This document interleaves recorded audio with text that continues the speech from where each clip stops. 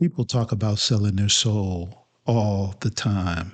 You hear it in music, you see it in the movies, and you hear it in the interviews. But almost nobody explains what they think actually happens. And more importantly, why people would agree to it. So today, I want to talk about the pattern. I'm not here to entertain you, I'm here to show you something. There is a pattern that shows up in scripture, in history, and in culture. And once you see it, you can't unsee it. I'm going to show you three things. First, the transaction in scripture. Second, how it shows up in culture. And third, why people say yes to it. Let's start with something clear. Judas Iscariot. Judas did not betray Christ for fortune. He did it for 30 pieces of silver. And when you look into it, that wasn't a lot. That was actually the price of a slave. So now the question changes. It's not just why did he do it? The real question is how little did it take? And after it was done, he tried to give the money back. He said, I have sinned. And their response was, what is that to us? In other words, you made the deal. Now, here's something most people don't think about. Even the Messiah was offered the deal. In the wilderness, after fasting, he was weak in the flesh, and the offer was simple. All of this can be yours if you just bow.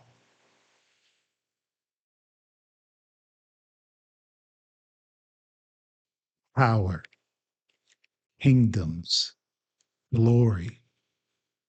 And the difference, Christ said no.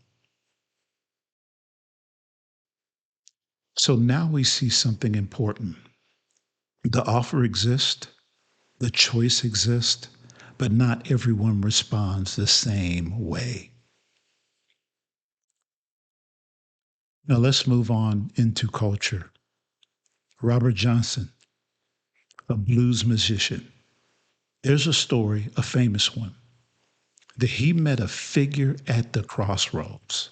And after that, his skill changed almost overnight.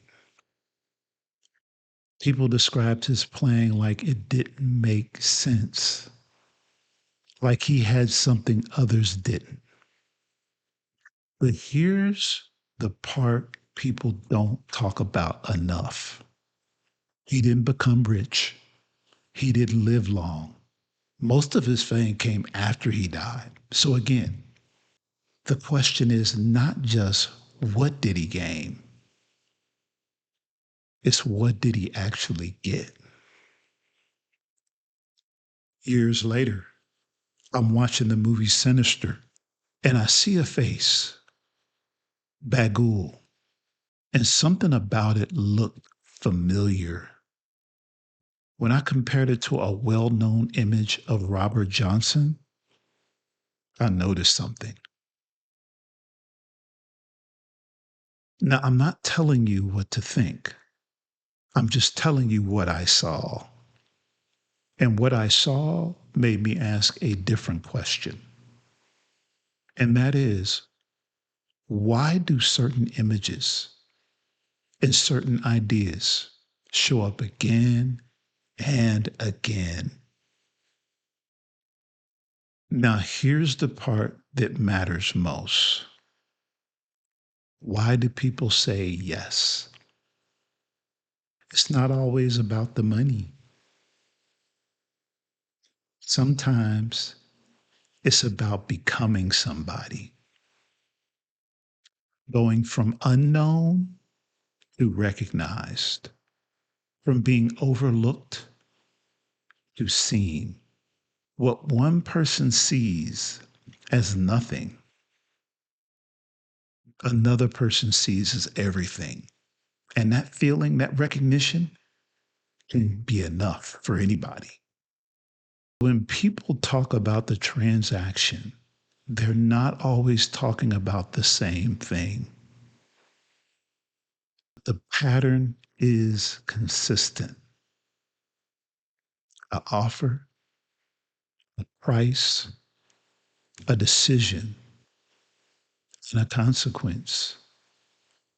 The real question is not, does it exist? The real question is, what are people willing to trade and for what? But let me ask you something. Do you think people chase money or do they chase recognition? And where do you see this pattern today? I want to hear what you think. Remember to like, subscribe, and support the channel.